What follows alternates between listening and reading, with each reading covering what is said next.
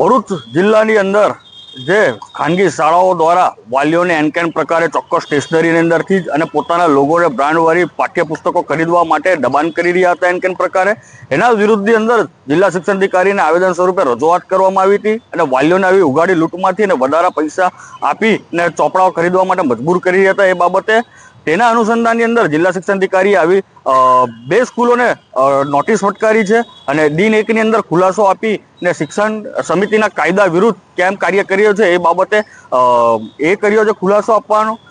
આ જ રીતે જિલ્લા શિક્ષણ અધિકારીના ત્વરિત નિર્ણય અને જે ઉગાડી લૂંટથી વાલીઓને બચાવવા માટે જે કાર્ય કર્યું છે એ બાબતે અમે ખરેખર એમને આભારી છીએ અને આવી રીતે વિદ્યાર્થીઓને સુરક્ષિત, સચોટ અને સ્પષ્ટ શિક્ષણ મળી રહે એ જ આશા.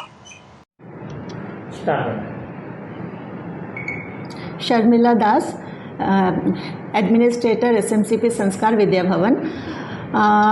We don't force any student or parent कि आप लोगो वाले नोटबुक खरीदें.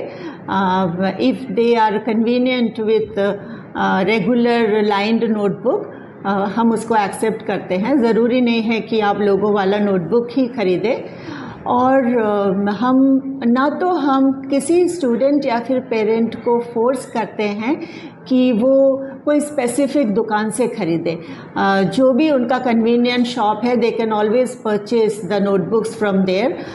स्टूडेंट्स एंड पेरेंट्स का कन्वीनियंस हमारा प्रायोरिटी है. हमेशा हम उनके कन्वीनियंस को ध्यान में रखते हैं. और थैंक यू.